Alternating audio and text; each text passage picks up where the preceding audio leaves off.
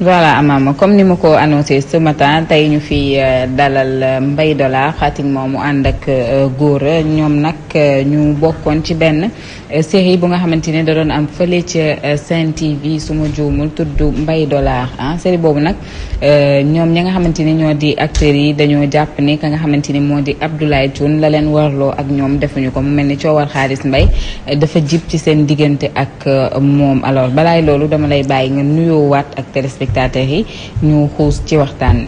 waaw Nafi d'abord maa ngi lay remercier ci invitation bi di leen remercier sama papa yi Amama ñoo bokkal plateau bi ñu leen remercier di remercier suñu fans yi fépp fu ñu nekk ci àdduna bi waa diaspora bi waa Sénégal ñëpp ñi nga xam ne ñu ngi bëggeen Mbaye Dollar yëpp ñu ngi leen remercier bu baax a baax. alors fi may tàmbalee mooy seen fusion yéen ak Abdoulaye Thioune naka la demee. waaw Abdoulaye Thioune fi ñu tàmbalee mën naa wax ni ci première saison la ñu commencé série Mbaye Dollar. bi ñu commencé première saison Mbaye Dollar boobu bëriwuñu woon mën naa wax ni man la woon xaali Ndey Penda bëriwuñu woon ay 6 personnes ñu commencé ko ci benn sketch 7 minutes bi ñu koy commencé benn sketch 7 minutes dañoo woo këram ñu ñëw mu ne lii damay def benn production bu nga xam te ne amaguma doole amaguma xaalis 7 minutes lañ koy def mais amul lu ma leen fayee ñu def benn signature contrat verbal. mu wax ñu wax muy nag tey su ma demoon ba nga xamante ni lii dafa jur ay millions wala ay milliards ku nekk amul kenn ku ëppale sa morom kii day am juróom kii am juróom kii am juróom kii am juróom kii am juróom comme que ay gor la ñun tamit ay gor lañ te mu wax ñu waxi gor ñu ne anyway nañ dem ci loolu ñu dem ci loolu ci première saison bi di liggéey ci épisode yi dem ba def ko film améliorer affaire yi def ko film am benn temps bi nga xamante ni 12-14 minutes dem ba Sen TV defal ñu ko 22 minutes affaire bi neex xam nga ñëpp gis seen bopp affaire bi nice ci première saison bi dawagul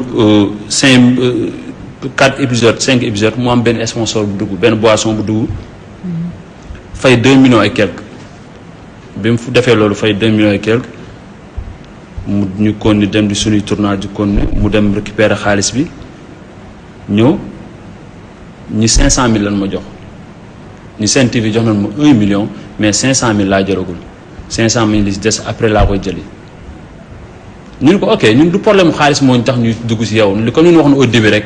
waxi gor yi ñu waxoon moom lañ dugg ku nekk téye ko. ba bu doonee milliard la ku nekk am ci juróom. mu def lu ko neex ci 1 million yi ñëw di jox acteur li nga xamante ni ku ci nekk li mu la jox mën naa la wax ni sax rus naa taxaw tey style di koy wax. ay ñaata la leen non loolu man rus naa wax ko loolu li mu jox. ñu ne anyway ñun ñëpp ñu gën a jàppaat ba mu dëgër ñu lii du xaalis moo ci dugal chaque jour ay nit dinañ woo téléphone fu nekk ci àdduna diñuy solliciter dinaa leen jàpp leen dina baax diñuy ñaanal ñu def ba nga xamante ni dootul xaalis léegi public bi la ak ñun. étranger tey dañuy suivre Mbaye Dollar c'est suivi partout dans le monde ñëpp di lay woo naan la jàppal di lay remercier naan la li ngay def ñun yow yaa ñuy wétali yéen film bi franchement parler dafa neex ñu jàpp loolu teg ko au devant jiital loolu sans xaalis di dem mu dóor xaalis boobu noonu ñu continuer di dem di liggéey première saison ba Sénégal àdduna ñëpp xam na ne première saison Mbaye Dollar dafa def poom ñëpp xam nañ ko tey série Mbaye Dollar mënoo génn ci télé bi def micro territoire di ko boo waxee fukki nit 9 yëpp dinañ xam ne kuy série Mbaye Dollar xam nañ ko voilà loolu la ñu entamé loolu dem deuxième saison bi ñu demee deuxième saison bi di liggéey encore di liggéey muy dem di tourner ci ay boutique di YouTube bi di gën a avancé xam nga YouTube bu demee ba am benn nombre de vues da lay fay xaalis ñëpp xam nañ loolu ak loolu lu sa xel nëx boo nekkee ci milieu bi di nga xam loolu am ku gérer YouTube bi muy tourner ci ay boutique yi di koy fay xaalis teguñu loolu choc ba léegi nii ba tey ngeen di continuer non dañoo continuer ñu koy fay xaalis mu koy dóor yaakaar ne ñun xamuñu ñu xam bàyyi ci biir ñun duna ay innocent xam ne ñu mu demee d'accord tey bu ñu seqoon xaalis yow boo ma ci dóoree 1000 francs su ma noppee sax dama laa bàyyi ci biir mais xam naa nu mu demee d'accord léegi kon jamono ji ñu toll série bi su ma juumul entamé woon ngeen deuxième saison bi ba xaw a xasa diffuser sax quelques épisodes je sais pas si mu ngi continuer di daw sur la Sen TV coow li nga xamante ni moom moo am jamono ji lan moo ko waral deuxième saison bi divisé nañ lu bëri deuxième saison bi dem nañu 24 épisodes tourné nañu 24 épisodes muy jàll Sen TV ñuy tourné correctement mais première saison bi tey ñun man ni ma gisee woon sama bopp bi ñu demee deuxième saison bi gisewuma si noonu sama bopp tournage jaaratul normal tey boo waree tourner suba day bàyyi ba 21h tey si guddi mu wala téléphone demee on tourne à quelle heure mun la à 8h tey nooy tëddee tey nooy nekkee tey ba 9h suba nga war a tourner midi mu la koy wax mu la koy wax si veille bi. respecté woo doomu respecté woo nit ki. acteur bi dafa war a nelaw ba kanamam jàpp benn forme bi. mu ñëw tourner ndax si télé la nga exposé. ma ne ko man bàyyi naa am yeneen artistes yoo xamante ne ñi bàyyi nañu góor ñi bàyyi na Marème Naar ñi bàyyi na ak yeneen artistes la guerre commence maa influencé nit ñi lu tax ñu bàyyi. ñu dem ba benn instant mu ni léegi day def guerre plan B ndaxte film bi arrêté na 24 épisodes la arrêté ndax surtout ni son bopp moo tax mu mënoon naa ko wax problème mu xaalis affaire yi moo tax ma arrêté. man ko arrêté naa bi ma arrêté mu xool gauche xool droite xam naa ni man kii ban yoon laa ko mën a entamer pour yàqal ko tuuti si carrière affaire loolu mu jël benn booy def benn vidéo filmé ko booy bi di wax di acharné wu suñu ko di wax ne n'importe quoi man ak góor mu jël ko partagé ko si YouTube bi. ah ouais yooyu yëpp partagé ko si Facebook bi dugal ko page officielle Mbaye Dollar commentaire daw booy bi di wax n'importe quoi benn te booy bi li muy wax innocent la xamul nu mu demee. booy bi di wax lan. di wax lu nekk si mbay di wax lu nekk si mbay di wax lu nekk si góor wax façon wax bu nekk. voilà nag ma ni instant bi nag wax jot na bëggoon maa wax ku nekk day. yow lan moo la lan nga pour lan nga war a jàpp ni Abdoulaye Thioune moo commandité yu mel noonu. voilà tey man Nafi tey su ma jëlee sama téléphone bi filmé benn booy muy wax lu ñaaw si Nafi ma jël ko man dugal ko si page officielle Mbaye Dollar xam nga dama am daan bu ma la jàppal moo tax ma dugal loolu. bu fekkoon jàpp ma benn daan su ma filmé benn booy muy wax si Nafi lu ñaaw dama koy jël denc ko sama téléphone wala ma supprimer ko xam ni foofu moo ma si dugaloon. bu ñu demee par la suite mu ne ay tooñ moo ko si dugaloon nit ki doo koy tooñ ñuy wax si moom lu ñaaw nga koy dugal si benn site non loolu ça ne se fait pas. loolu la ma xam ne li kii day provoqué ma ni heure wax jot na il faut ñu wax. si daañu defee vidéo bi génn wax ñu waat tey petit déj waxaat tamit. xam ne heure wax moo jot. d'accord léegi kon ci li ma dégg su ma juumul itam dafa jël série bi yóbbu ko ci beneen chaîne bu nga xamante ne du chaîne bu ne fii ci réew mi. mu fay daw Italie. série bi Italie da ko yóbbu ñun waroon nañoo tourné ji Italie groupe bi yëpp waroon nañoo dem Italie tourné ji foofu. producteur yi moo ñëw ba fii du question loo xamante ni dañ koy mbay da koy dégg téléphone wala loo xamante ni danaan mbay producteur bi neen ni producteur yi moo ñëw ba fekk ñu tournage Aliou Ndiaye D24 la nekk ñu ñëw toog man ak xaalis ñuy tourné. mare boobu jour boobu kër Ndeye Penda lañ tourné woon ba pare laay tourné ñëw ni producteur bi Italie la jóge dafa soxla seen i tournage ndax D24 moodu yu bëri doon soxla film bi. il faut que moom dafa bëgg ay sketch ay séquences yu bëri même bu dee Italie la ñu dem tourné ko fa moom du koy jënd. bi ñu tourné ba pare mu présenté ñu producteur bi ak jabaram Aliou Ndiaye ñu waxtaan ba mu jox ma numéro am jour boobu laay ni voilà loolu la demee man ko amul problème comme que yow yaay producteur bi coaché loolu coono. même boo ko coaché lu ñu wax la ñuy fay yow gérer loolu bu ñu demee tourné après ñëwaat ci jàmm ak salaam am ñëwee. mais par la suite producteur dem këram laaj ñu ko léegi avant ngay nekk fii naan da ngay yóbbu ni ñuy tourné affaire yooyu première saison bi tourné naa ko c'est cool c'est nice kaam jàll. defal ko si dur producteur bi yóbbaale ko Italie muy Aliou Ndiaye bi mu demee Italie commencé diviser xam nga tey yow mënoo jàlle benn sa image yow mënut a jàll fenn si dëkk bi. te yow ngay def téléfilm te doo ko xam.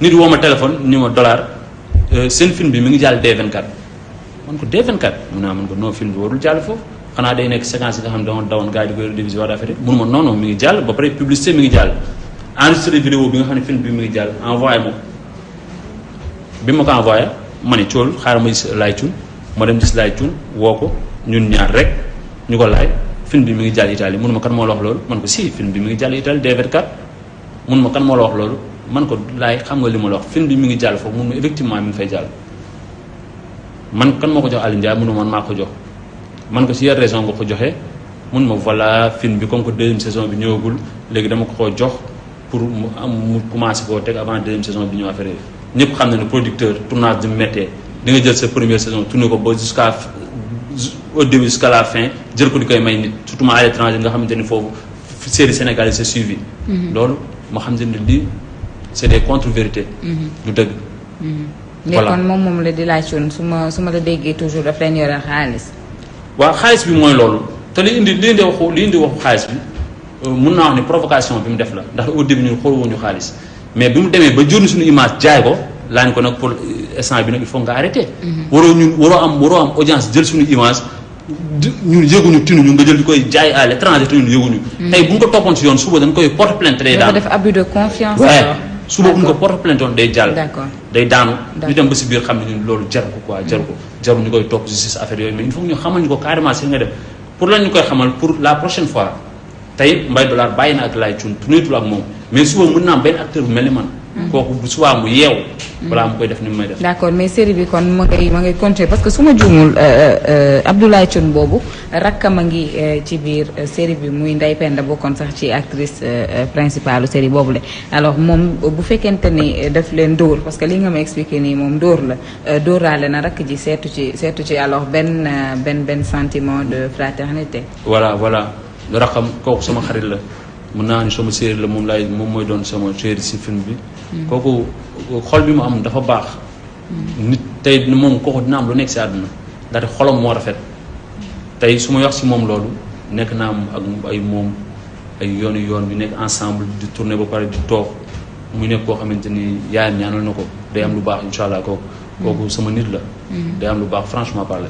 léegi kon mais acteur boo ko jëlee teg ko si télé mënoo koo jël def ko acteur ba pare def ko célébrité ba pare di koy iñaane loolu mënul nekk. daf leen teg mënu mën a jël gën a def télé ba pare di iñaane tey Mbaye bu solee benn daal wala mu solee benn chemise bu rafet wala góor sol ay dàll bu ñu demee tournage premièrement da ngay zappé daal yi doo ko wane.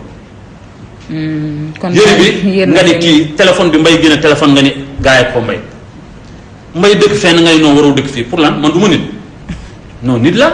yéen nag seen tey dama acteur tey waxuma la acteur sax nit tey da nga war a am ñaan yàlla dawal oto bu baax dëkk fu baax di sol lu baax correctement. tey doomu aadama nga ñaan yàlla ma dégg mu wax dañoo dàq ça c'est faux Laye Thioune mën nañoo dàq Laye Thioune bu ma dàqee Laye Thioune même su ma dàqoon film bi day arrêté Laye Thioune mënu maa dàq man maa jël samay engagement ak góor ak Marème naan ñu arrêté ni ko il est temps ñu arrêté ndax doo dem li ñuy rendre nii baaxul tey film bi amoon na benn auteur boo xam ne deuxième saison bi mu ñëwee dafa wàcc. dafa wàcc taux bi dafa baissé trop nit ñi dañu koy wax. ñu ne non première saison bi ni mu meloon naturel coup ça mais bu ñëwee deuxième saison bi ñu leen a wàcc. ñu xam ne nag ñun tey du ñu bëggal Sénégalais ñu dem ba jusqu'à la fin ñuy dem di indi li nga xamante ni mooy loolu. kon ñetti acteur rek détaché wu ci groupe bi. groupe bi ñëpp arrêté nañ. ñëpp arrêté nañ jamono ji maanaam seen. ñëpp arrêté nañ ay ñoom Babel ay ñoom Xaalis ñëpp arrêté nañ. boo see ñëpp arrêté tey moom dafa may féetale fi nga xamante ne ñu bëri au début ba jusqu'à la fin moom chaque jour dafa daan moom bët boobu la ma doon xoolee ñii yaa ni influencé te man mënu ma si influencé kenn tey mënu ma laa wax ne yow solal daal bi te neexu la mënu ma si influencé kenn muy dem fu nekk di wax maa tuddee Mbaye Dollar c'est faux Laye Thioune tuddee wu ma Mbaye Dollar Abdoulaye Thioune bi ma koy xam boobu man tudd naa Mbaye Dollar avant may xam Abdoulaye Thioune muy ndaale sama tur ci série bi ma sol benn t-shirt mënu ma t-shirt bii dañu tuddee film bi ñu demee ba au niveau Sen TV ñu am avis ñu changé ko borom kër ñi leen pourtant tur boobu ngeen joxe du tur bu baax tur bii turu Mbaye Dollar comme que mi ngi si film bi te mooy acteur principal bi tur bii mooy bu baax noonu la affaire bi commencé mais bu mu dem fenn naan moom mu tuddee Mbaye Dollar ça c'est faux. tuddee wu ma Mbaye Dollar. Arona Mbengue njëkk maa génne télé en plus Laye Thioune njëkk maa génne télé Arona Mbengue c'est un grand monsieur moo nekk Sen TV kooku moomu njëkk def lu ay publicité may def ay publicité boobu Laye Thioune xamuma kon bu toogee naan moo ma njëkk a génne télé ça c'est faux. mais Mbaye est-ce que tamit nañu waxante dëgg est-ce que du Amama Laye Thioune daf la defal parce que bu fekkente ni maa ngi lay dégg nga ni njëkku laa génne télé d'accord on te le concept mais bu ñu la xamee c'est par le biais de Mbaye Dollar franchement bu la Sénégalais yi xàmmee sur le scène médiatique c'est par le biais de Mbaye Dollar maintenant est-ce que du daf la defar ba nga yegg peut-être tey fi nga xamante ni doo dox ñaar ñetti nit xàmmeewuñ la nga yëg sa bopp yéegal niveau yi commencé nag di ko diir mbagg parce que loolu producteur boo ko def mu gis ci boppam. non jamais man suñuy liggéey man xaalis fekkuma man Baye Fall laa man xaalis fekkuma barke Serigne Bamba musuma xalaat musuma teg si bët kuy liggéey bëgg nga avancement. te bëgg nga série bi àggee benn level bi tey yow. boo taxawul sax imposé wu ñëwee da nga may jox lii ndax sama ñax la. da naan kii du nit. mais foqalewuma tey bu fekkoon ni moom day am benn 1000 francs wala benn 2000 ñëw ñu góo am 25 ak nii Mbaye am 25 ak nii. am xaali am ndey affaire yooyu du am transe.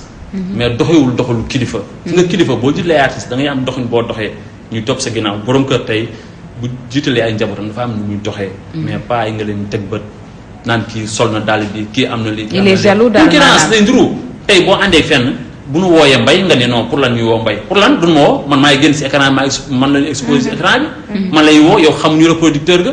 mais tey bu ñu demee au niveau international yow lay reconnaître yow mi nga xam ne yaay producteur bi.